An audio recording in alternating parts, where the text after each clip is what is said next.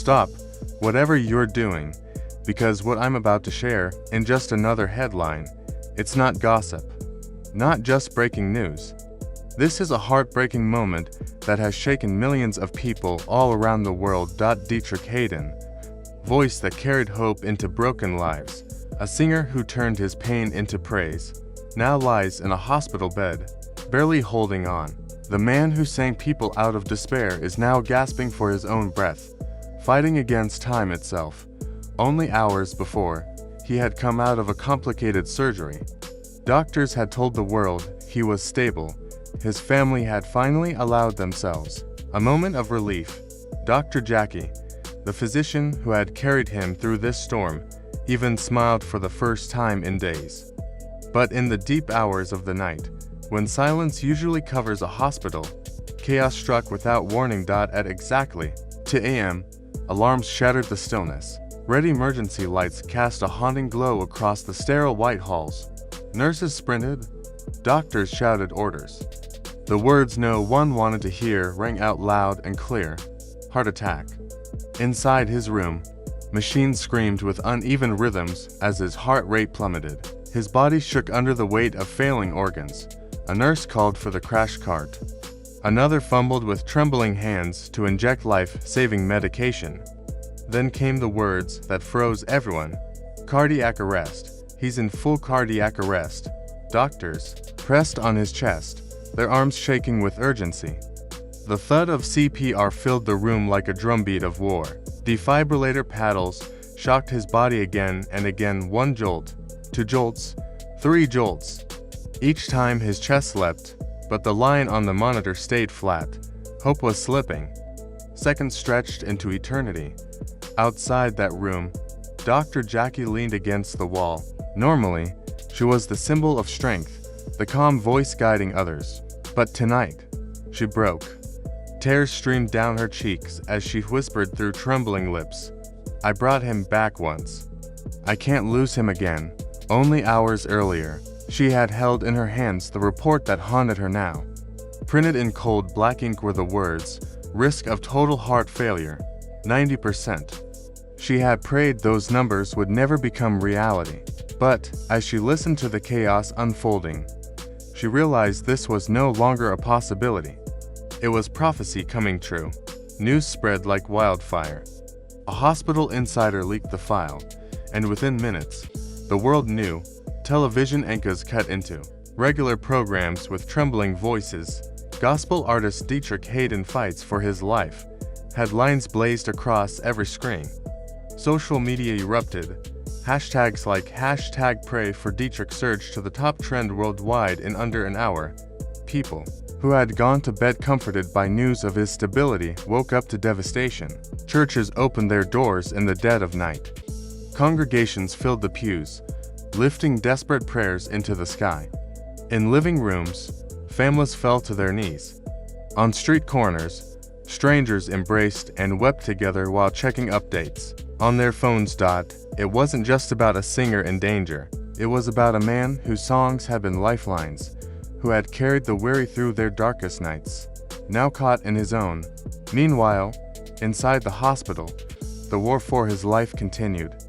One doctor shouted, "We're losing him." Another rubbed the defibrillator paddles, pressing them hard against his chest. His body jolted, the monitor flickered. Then, faintly, a fragile heartbeat returned. Weak, but there, a collective sigh swept across the room. He was alive for now. When the doctors finally stepped out, their faces told the story before their words did. Pale, drained, one doctor spoke quietly, "He's alive, but the next 48 hours will decide everything, life or death." The crowd outside erupted in grief. Some screamed. Some collapsed to the floor. Reporters swarmed. Cameras flashed. Dr. Jackie, still trembling, faced the microphones. Her eyes were swollen from crying, her voice cracking as she admitted, "He's fighting with everything he has, but this is beyond medicine now. Only a miracle can save him." Her words struck like lightning. The clip of her raw plea spread across the internet within hours. Millions watched her tear-stained face, and even people who had never heard his music before found themselves praying for him. Then came the detail that broke hearts across the globe. A nurse revealed what Deitrick had whispered just before he collapsed. "If I don't make it, tell the world my songs were always prayers in disguise." That sentence pierced the world like a blade. News outlets repeated it. Fans posted it with crying emojis and broken hearts. It wasn't just a statement, it sounded like a goodbye. By dawn, the hospital was surrounded. Crowds of fans lit candles, singing his hymns softly into the cool morning air. Posters read, "Don't give up, Deitrick." Some stood in silence, others prayed aloud. It felt as though their combined hope might somehow hold him on this side of life. Inside, machines hummed. Tubes and wires wrapped around him like chains. His chest rose and fell with mechanical rhythm. Dr. Jackie paced the halls, unable to rest, whispering under her breath, "God, not yet. Please, not yet." But the world's gaze was unrelenting. By noon, a leaked video surfaced. Someone inside the hospital had recorded the night's chaos. The video showed the blaring alarms, doctors shouting, nurses rushing. It captured the violent jolts of his body under the defibrillator. The clip lasted less than 2 minutes, but it shook millions. People cried watching him, the man they had seen on stage with boundless energy, lying lifeless as strangers fought to save him. The video became the most shared clip of the year within hours. Comment sections filled with grief. "I can't believe this is happening. Stay strong. Deitrick, please, God, don't take him." Soon after, Dr. Jackie stepped before reporters again. Her words were clinical but heavy with sorrow. The surgery itself was successful, but the aftermath was catastrophic. He went into cardiac arrest. We were able to bring him back, but his condition is critical. The next 48 hours are crucial. Please, keep praying. Those words, catastrophic and cardiac arrest, sliced through the crowd like knives. Yet hope, fragile as it was, refused to die. All across America, vigils formed. In New York, Los Angeles, Detroit, Atlanta, churches overflowed with worshipers holding candles, singing his songs through tears. Some sang "Well Done" as if it might be their final farewell. Inside the hospital, another whisper spread. A nurse quietly told Jackie what he had said moments before the collapse. "If I don't wake up, tell them my voice was just a prayer God lent me." Those words shattered her. She collapsed in the hospital chapel, sobbing so loudly that people outside said they could hear her cries echoing through the walls. The tragedy deepened when yet another leak hit the media. His medical report, words like high risk, multi-organ strain, and end-of-life preparation flashed on every phone and television screen. Fans gasped in disbelief. Questions raged. Who leaked this? Is the hospital hiding the truth? By midnight, the hospital resembled a shrine. Hundreds of fans held their phones with flashlights shining upward, chanting his name, pleading for him to wake. Police closed streets as the crowd swelled, turning their grief into something sacred. Inside, doctors braced for the longest night of their careers. They pushed medication in cycles. Machines beeped steadily, but each hour was a gamble.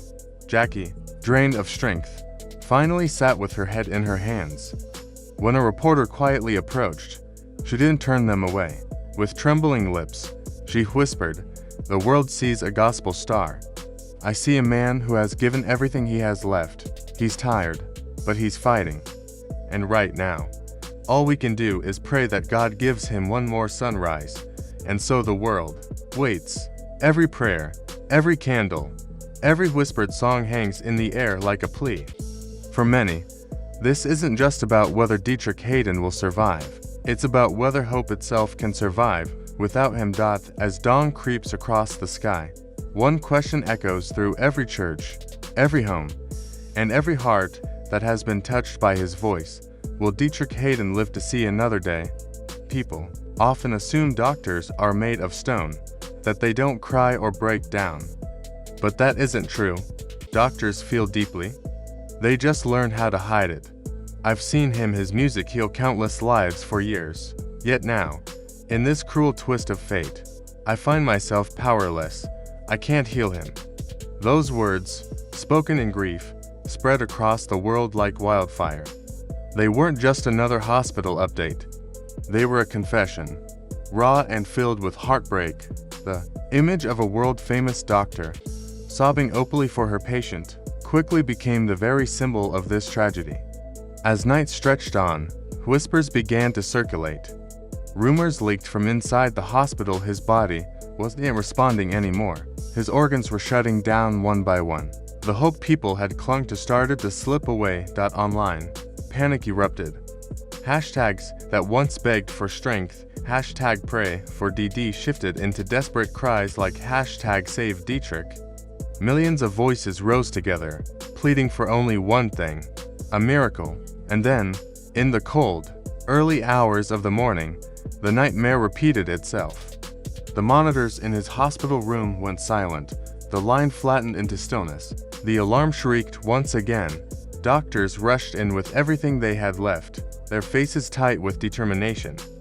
Fans gathered outside could hear the chaos through the thin hospital walls. The sound of alarms and hurried footsteps was the sound of thousands of hearts breaking at once. Everyone held their breath. Was this the end? At 3:17 a.m., the ICU doors slammed open. Doctors stormed in while the flatline screamed through the monitors. The room filled with desperate voices. Nurses pushed in crash carts. Syringes of adrenaline pierced the air. Defibrillators charged. With a sharp hum, on the bed, Deitrick's body lay still, skin pale, chest exposed, lifeless. 1, 2, 3, shock. A doctor's voice commanded. His body jolted violently with the electricity, but the monitor gave no sign of life. Again, shock. The line flickered for a moment, then fell silent again. A suffocating stillness spread through the room. Even the doctor's breathing felt heavy, defeated. Time slowed, each second dragging like an eternity. At the foot of the bed stood Dr. Jackie. Her hands gripped the railing so tightly her knuckles turned white. Tears blurred her vision, but she refused to look away. In that moment, she wasn't just his doctor, she was his friend, his sister in spirit, someone who believed in him more than science itself. Watching him slip away felt like watching the entire world crumble. But then, just as the team prepared for one final attempt, the impossible happened. A faint blip twitched across the screen. Weak, fragile, but real, the line trembled again. The room erupted with shouts. "We've got a pulse." The monitor beeped slowly, unsteady yet alive, like the heartbeat of hope itself. It wasn't victory. It wasn't healing. It was survival, barely, painfully, by the thinnest thread imaginable. News of the moment traveled like lightning. Reporters shouted into cameras outside the hospital, "Deitrick Haddon is alive," but only by a miracle. The world exhaled in relief. But that relief didn't last. When Jackie stepped out to speak, her face streaked with tears. She said the words no one wanted to hear. "He's back," she whispered, "but he's not safe. His organs are shutting down. We are in the hands of God now." Her voice cracked on the last sentence. Millions of people watching felt their own hearts crack with hers. By sunrise, the hospital looked like a fortress. Security guards struggled to control the swelling crowds outside. Fans refused to leave. Their voices carried through the streets. "Hold on, Deitrick." Some clutched Bibles. Some sang through their tears. Others just stood silently, too broken for words.